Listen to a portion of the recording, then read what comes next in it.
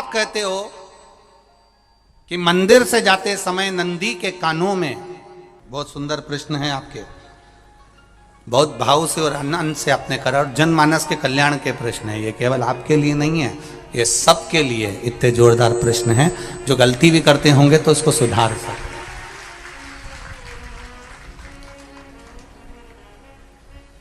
आपने कहा कि नंदी के कानों में कहना चाहिए, लोग हंसते हैं, कहते हैं बताओ वो नंदी के कानों में भगवान को कहना चाहिए। वैसे तो हम आपको एक बात बता दें कि दुनिया के लोग किसी दूसरे धर्म की कभी हंसी नहीं उड़ाते। दुनिया के लोगों को दूसरे का धर्म अच्छा लगता है।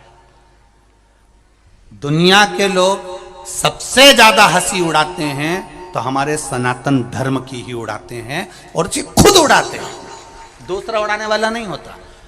दूर के ढोल हमें समझ में आते हैं, उसका धर्म हमें समझ में आ गया, उनके यहाँ क्या है, ऐसा है, आओ कुछ नहीं, उनके धर्म में ऐसा है, कितना आनंद हमें दूसरे के धर्म में लग रहा है, और हमारा सनातन धर्म हमको बुरा लगता है। हमारे सनातन धर्म हमें बुरा लगने लगा। अरे भाई, लोग कहते हैं कि नंदी के कान में कहते हो, ये कोई हमारे पुराणों में या शास्त्रों में लिखा है? भगवती बहन साहू, आपको धन्यवाद देना चाहूंगा और एक बात कहना चाहूंगा, जितनी भी शिव महापुराण के अंतर्गत चाहे उपाय जो बताए जाते हैं कि बेलपत्री ऐसे चढ़ाना, काली मिर्च ऐसे चढ़ाना, चावल ऐसे चढ़ाना, धतूरा का क्या महत्व है, शमी के पत्ते का क्या महत्व है, बेलपत्री के पत्ते का क्या महत्व है, ये जितनी भी बातें बताई जाती हैं ये सब पुराण के अंतर्गत से बताई जाती है। अब दुनिया के लोग इसको चाहे टोटका कह दें, चाहे दुनिया के लोग इसे टोना कह दें, पर पुराण से हटकर कुछ नहीं। और आप लोगों को अगर बोला है कि नंदी के कान में कहकर भगवान शंकर के मन में बात पहुंचे, तो ये क्यों कहा, तो ये भी हमारी शिव महापुराण में लिखा है, जलंधर के चरित्र में। कोई आपसे कहे कि नंदी के कान में बोलने से क्या होता है, ये जलंधर का चरित्र कह रहा है।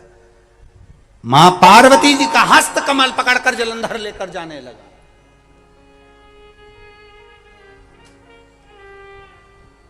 वृंदा का पति लेकर जा रहा।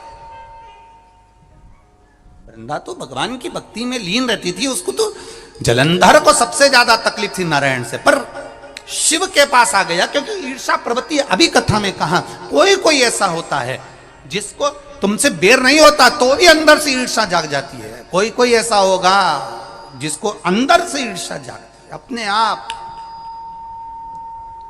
अपने आप अंदर से ईर्षा जागती है, उसका कोई बेर नहीं, पर ईर्षा जाग रही, भीतर से ईर्षा जाग। ना आप उससे मिले हो, ना कभी वो आप उसके सामने बैठे हो। कई लोग किसी ना किसी की बुराई करते हैं तो हम लोग पूछ भी लेते हैं, क्यों साहब उनसे मिलकर आए हो क्या तुम? कभी नहीं मिल किया है, कभी उनका सामना हुआ नहीं हुआ, तो फिर बुराई क्यों कर रहा? एक ने कर दी थी इसलिए हमारे ध्यान में था तो हमने भी कर दी। लो, वो कुआं में डूब के मरेगा तो तू भी मरेगा का? नहीं। नंदी सामने बैठा है, गणेश जी को मालूम पड़ गया, कार्तिकेय को मालूम पड़ गया, मां पार्वती जी का हस्त कमल जलंधर ने पकड़ लिया और लेकर चला। मालूम पड़ गया,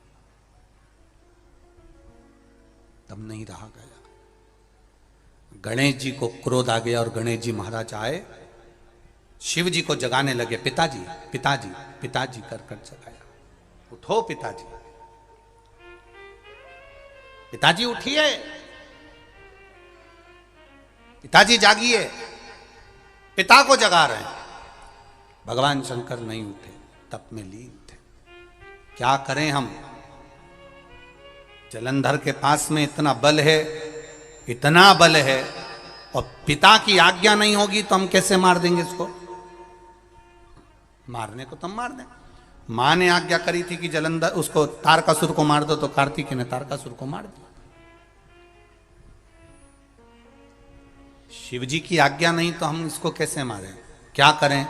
सब कुछ गणेश जी ने देख लिया, शंकर जी के ऊपर बहुत बहुत बहुत बहुत प्रार्थना कर कर देख ली, पर शंकर जी नहीं जागे। तब आखिरी में विनायक ने, गणेश ने, जितने लोग आस्था चैनल पर कथा सुन रहे हैं, जितने लोग फेसबुक यूट्यूब पर कथा सुन रहे हैं, इस बात को याद रखना कि नंदी के कान में कहने से क्या होता है वो ये इस कथा से सीख लेना। आखिरी में गणेश जी को लगा किसको कहूँ, शंकर जी भी तप में हैं, नंदी भी तप में हैं, मैं किसको कहूँ?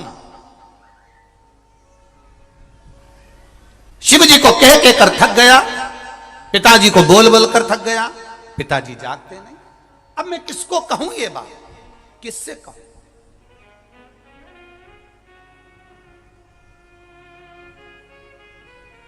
विनायक गए सीधे अब नंदी के पास में। नंदी भी तप में लीन थे, शंकर जी की ओर मुख था, शंकर जी की ओर मुख था। गए और जाकर तुरंत विनायक ने नंदी के कानों में जाकर कहा, नंदीश्वर, मैया का हाथ पकड़कर जलंधर लेकर जा रहा है, पिताजी तप में लीन हैं, कृपा करिए ना। बस केवल नंदी के कान में कहा, गणेश जी दूर हट गए। नंदी के कान में कहा, शंकर जी के नेत्र खुल गए, शिव जी के नेत्र खुले। ध्यान देना जरा, इस शिव महापुराण की, आशुतोष शिव महापुराण की कथा, जो कथा यहां कही जा रही है, यह कथा पहले के चरित्रों में सुनने को नहीं मिली होगी। जरा ध्यान देना इस संवाद पर, जितने लोग आस्था चैनल पर, जितने फेसबुक यूट्यूब पर सुन रहे हैं। सनातन धर्म की हंसी उड़ाने वाले कह देते हैं नंदी के कान में कहने से क्या होता है, नंदी के सामने जाकर बोलने से क्या होता है, नंदी के पास बैठकर बोलने से क्या होता है, नंदी के पास बैठकर शंकर जी का मात्र दीदार करने से क्या होता है, दर्शन करने से क्या होता है। वो अच्छे से समझ लेना, जो लोग सनातन धर्म पर उंगलियां उठाते हैं वो अच्छे से समझ लें इस बात को।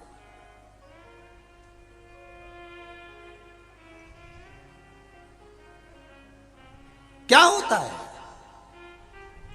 नंदी तप में लीन, शिवजी तप में लीन, शिव नहीं उठ रहे। विनायक ने नंदी के कानों में जाकर कह दिया, नंदी के कान में जाकर कहा, नंदी के नेत्र नहीं खुले। नेत्र किसके खुले? जम के बोलो, महादेव के खुले हैं, शिव जी के खुले हैं।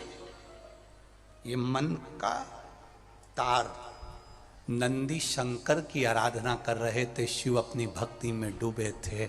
यहां कहा, यहां पहुंचा, जो दिल में था उस तक बात पहुंच गई। नंदी के दिल में शिव थे, तुम कहे, नंदी ने शंकर तक बात पहुंचा दी। वो सूत्र जो बंधा था दिल से दिल तक का, वो पहुंच गया।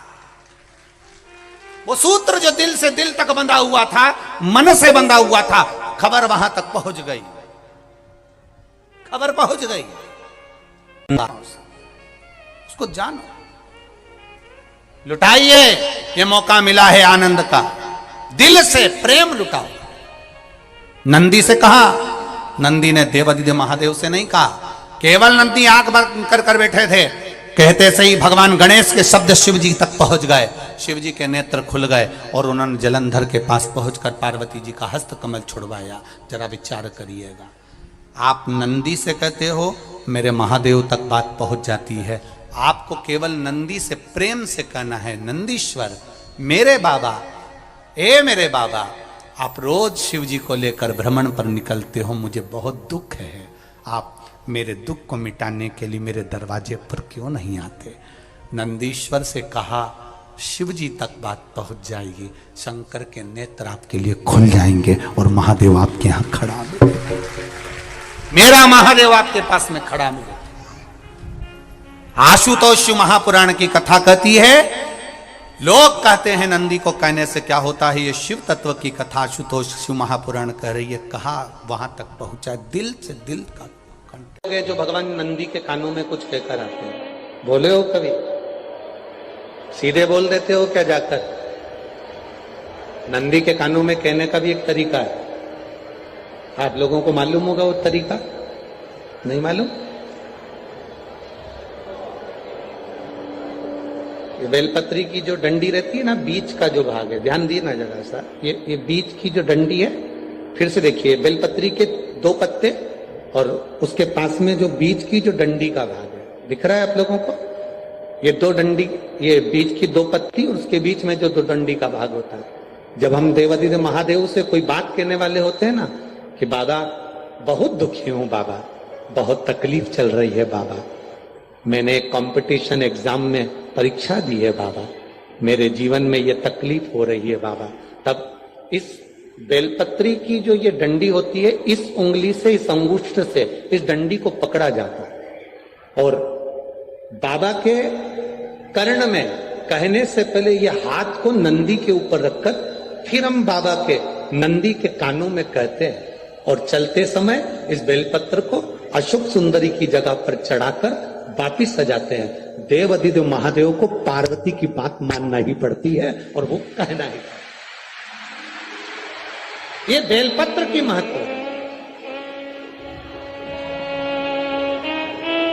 ये जितना फल एक बेलपत्र की पत्ती में, उतना की उतना फल। हम आपसे फिर कहेंगे, कभी मौका मिल जाए जिंदगी में, कभी तुम्हारे जीवन में अगर मौका मिले और कहीं बेलपत्री का वृक्ष मिल जाए जिसकी छांव तुम्हारे ऊपर पड़ रही हो, तुम्हारे ऊपर अगर बेलपत्री की छांव पड़ रही हो, उसके नीचे बैठकर कभी मौका मिले, एक बेलपत्री का पत्ता मात्र रखकर आप शिव जी का नाम लेकर जल भी अगर समर्पित कर रहे हो ना, तो वो 12 ज्योतिर्लिंग को जल चढ़ाने के बराबर फल प्रदान कर। एक बेलपत्री का पत्ता, एक बेलपत्री का वृक्ष, एक बेलपत्री के वृक्ष की छांव हमारे जीवन को कृतार्थ कर देती है, धन्य कर देती है, कृतार्थ। कभी भी शंकर के मंदिर में जाओ, शिव जी का पूजन कर जब वापिस आओ, तो शंकर भगवान के मंदिर में जो बाहर नंदी बैठता है, उसके कानों में ओम नमः शिवाय बोलकर अपने मन की कामना उसके कानों में बोलकर आप आ जाइए, आपकी कामना 3 महीने में पूरी हो जाती है। नंदी के ईश्वर भगवान का स्मरण करिए। अगर 7 बेलपत्र आप शंकर को समर्पित करते हो तो 1 बेलपत्र नंदी भगवान पर भी अवश्य समर्पित करो। नंदीश्वर भगवान शिव को समर्पित, 1 बेलपत्र नंदी के ईश्वर की ओर चढ़े। और बहुत ध्यान दीजिए महाराज, अगर कोई काम अटक रहा है, नहीं हो रहा, बहुत प्रयास करा, तो भगवान शंकर के मंदिर में 5 बेलपत्र चढ़ाइए। और शंकर भगवान की जो छोटी लड़की है अशोक सुंदरी, आपको बताया था ना अशोक सुंदरी का स्थान, भगवान शंकर की 6 लड़कियां हैं, उसमें से सबसे छोटी लड़की अशोक सुंदरी की जगह पर 1 बेलपत्र चढ़ाइए। फिर 1 बेलपत्र नंदीकेश्वर पर चढ़ाइए और नंदीकेश्वर पर चढ़ाने के बाद भगवान शंकर के मंदिर के बाहर चौखट पर दिया लगा दीजिए साइड में, और फिर अपने घर पर आ जाइए। आपका कार्य सफल होना प्रारंभ हो जाए।